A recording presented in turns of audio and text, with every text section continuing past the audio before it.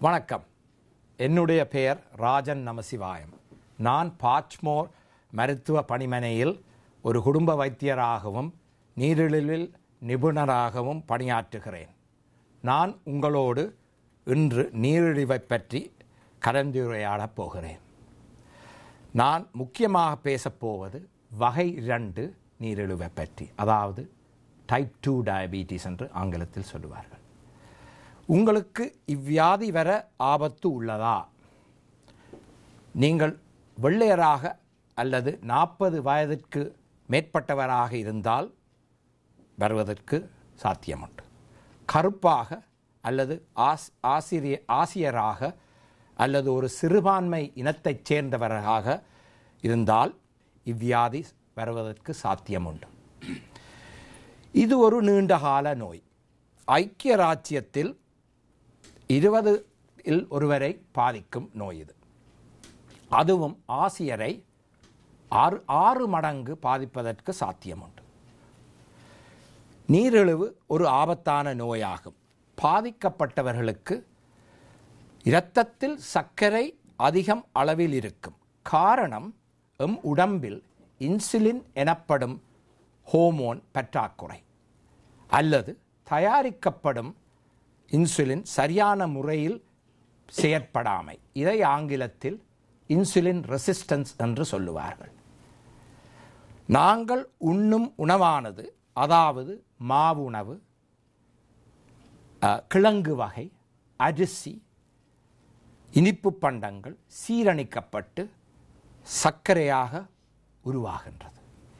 இது ஈரலாலும் தயாரிக்கப்படும். இது நமக்கு உடலுக்கு தேவையான ஒரு எரிபொருள். நீரிழிவால் பாதிக்கப்பட்டவர்களில் சர்க்கரை கட்டுப்பாடின்றி இரத்தத்தில் அதிகரித்து எல்லா உறுப்புகளையும் பாதிக்கும். நான் முன்பு கூறியது போல நீரிழிவை 2 வகையாக பிரிக்கலாம். வகை 2 நீரிழிவு வியாதியை அதிகமாக ஆசியரை, அதுவும் 25 வயதுக்கு மேற்பட்டவரையும் வெள்ளையரை 40 வயதுக்கு மேற்பட்டவரையும் பாதிக்க வாய்ப்புள்ளது. இது மிகவும் மெதுவாக உருவாகும் ஒரு வியாதி. பிரதான நோக்கு குறிகள் என்னவென்று ஆராய்வோம். உடல் சோர்வு, அடிக்கடி சிறுநீர் கழிப்பது, அதிக தாகம் வருவது, விளக்கப்படாத எடை இழப்பு, பால் உறுப்பில் அரிப்பு, பெண்களுக்கு அடிக்கடி வெள்ளைப்படுதல், மற்றது மங்கலான பார்வை, மெதுவாக குணமாகும் காயங்கள். வகை 2 நீரிழிவால் பாதிக்கப்பட்டவர்களில் அதிகபட்சத்தில் எதுவித அறிகுறியும் தோன்றுவது இல்லை. இது ஒரு முக்கியமான விடயம். அடுத்து ஆபத்து காரணிகள் என்ன என்பதை ஆராய்வோம். இவற்றில் 1 அல்லது கூடுதலான அறிகுறிகள் உங்களுக்கு இருந்தால் நீரிழிவு தொடர்பான பரிசோதனைக்கு உட்படுத்த உங்கள் குடும்ப வைத்தியரை கேட்டுக்கொள்ள வேண்டும்.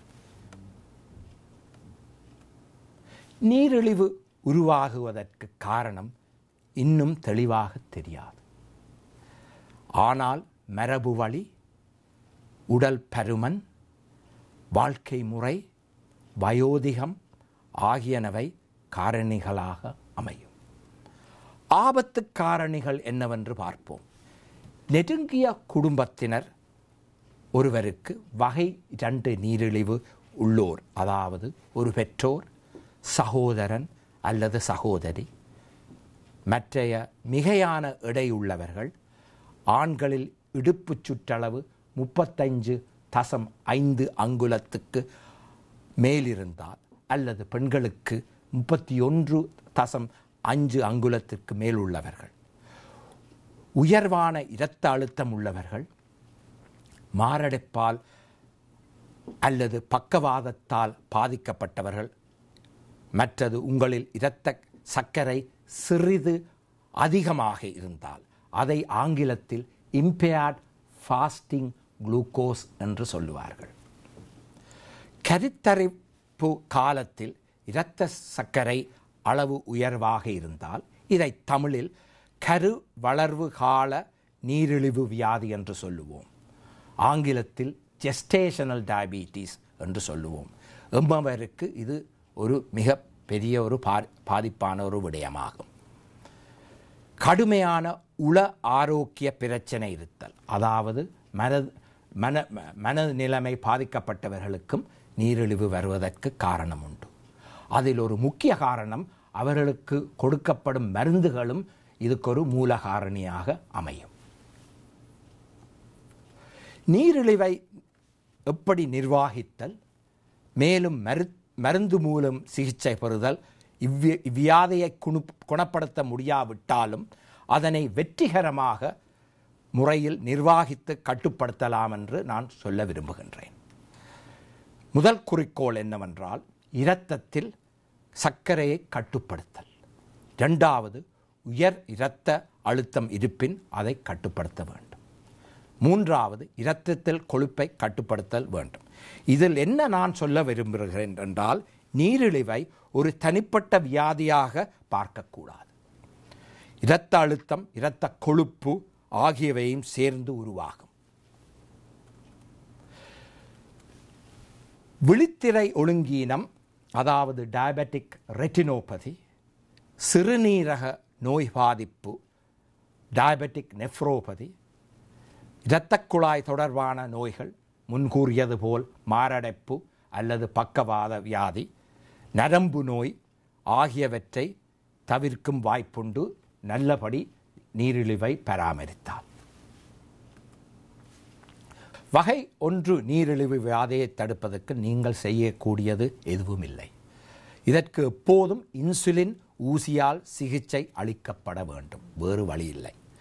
வகை 2 நீரிழிவுக்கு உணவு கட்டுப்பாடு, தேக ஆரோக்கிய முறைகள் மூலமாகவும் மேலும் பல வகை மருந்துகளாலும் கட்டுப்படுத்தலாம். சில மருந்துகளை இங்கே நாங்கள் உங்களுக்காக வைத்திருக்கின்றோம். வகை 2 நீரிழிவு நாளாந்தம் அதிகரிக்கும் தன்மையுடையது. ஆகையால் ஒரு காலகட்டத்தில் இவர்களுக்கு இன்சுலின் தேவைப்படும். நீரிழிவால் பாதிக்கப்பட்டவர்களுக்கு வருடாந்தம் பார்வைக்கு உட்படுத்த வேண்டும். இதன் முக்கிய அம்சம் என்னவென்றால், குடும்ப வைத்தியர் அல்லது தாதியருடனோ நேரடியாக சந்தித்து பேசி அதன் மூலம் உங்களுடைய நீரிழிவு நோய்களை பராமரிப்பும் திட்டத்தை மேற்பார்வை செய்து கொள்ளலாம். இது ஒரு மிக முக்கியமான விடயம். ஆங்கிலத்தில் இதை கேர் பிளானிங் என்று சொல்லுவார்கள். இந்த சந்திப்புக்கு முதல் சில இரத்த பரிசோதனைகளை நாங்கள் செய்ய வேண்டும். முதலாவது மிகவும் பொதுவான சோதனையாக கருதப்படும் HbA1c என்பதாகும். முற்பட்ட 2-3 மாதங்களுக்குள் இருந்துள்ள உங்கள் இரத்த சர்க்கரையை காட்டுகின்றது. மேலும் இரத்தத்தில் அல்லது மூத்திரத்திலும் புரோட்டீன் அல்லது புரதப் பொருள் கசிவை நிர்ணயிக்கும் பரிசோதனை. இதை இரத்தத்தாலோ அல்லது மைக்ரோ அல்புமின் யூரியா எஸ்டிமேஷன் என்று மூத்திரத்தில் செய்வார்கள். இது ஆண்டுதோறும் கண்டிப்பாக செய்ய வேண்டிய ஒரு பிரதானமான ஒரு சோதனை.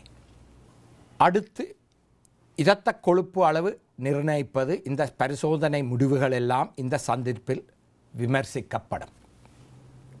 அத்துடன் எடை, இரத்த அழுத்த பரிசோதனை, பாத பரிசோதனை ஆகியவையும் இடம்பெறும். மற்றது புகைப்பிடித்தல், மதுபானம் போன்ற விடயங்களும் பேசப்படும்.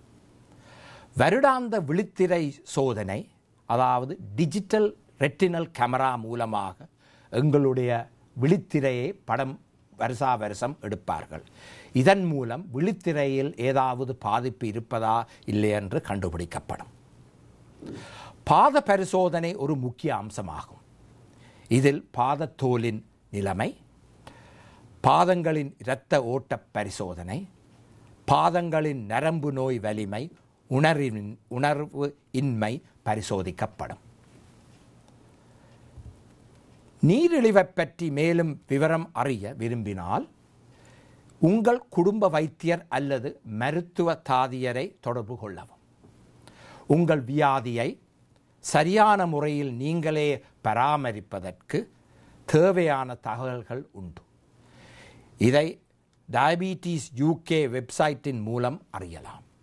மேலும் நீங்கள் உங்கள் மருந்துகளை பெறும் மருந்து தாக்க கலைஞர், அதாவது ஃபார்மசிஸ்ட் இடம் உங்கள் மருந்து சம்பந்தமான சந்தேகங்களை பற்றி பேசலாம். மேலும் நான் சில உபகரணங்களை இங்கே உங்களுக்கு நான் பார்வையிட விரும்புகின்றேன். உங்கள் பாத பரிசோதனை செய்வதற்கு இந்த உபகரணம் மூலம், இது ஒரு பிளாஸ்டிக்கை சேர்ந்தது, உங்களுடைய பாதத்தில் அமர்த்தினால் அதில் சுரணை இருக்குமா இல்லையா என்பதை இது சொல்லும். மற்றது, அதே நேரத்தில் இன்னும் முக்கியமாக இரத்தக் குழாயில் ஓட்டங்கள் ஏதாவது தடைப்பாடு இருந்தால் இந்த உபகரணம் மூலமாக கண்டுபிடிக்கப்படும். மற்றது, உங்களுடைய சர்க்கரையை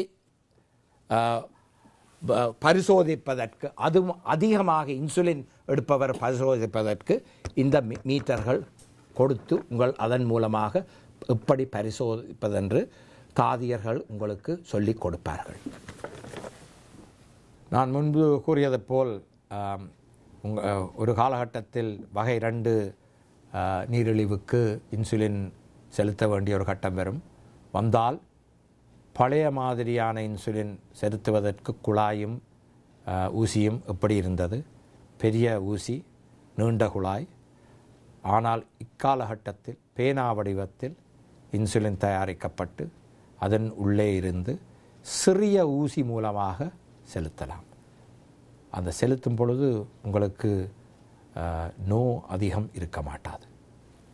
இன்று நடைபெற்ற நீரிழிவு சம்பந்தமான இந்த விளக்க உரையில் கலந்து இந்த ஒளிநாடாவை தயார் செய்வதற்கு உதவி செய்த உங்கள் அனைவருக்கும், குரோய்டன் தமிழ் உறவுகளுக்கும், குரோய்டன் டயபீட்டிஸ் நெட்வொர்க் ஸ்தாபனத்திற்கும் எங்களுடைய மனமார்ந்த நன்றியை தெரிவிக்க விரும்புகின்றேன்.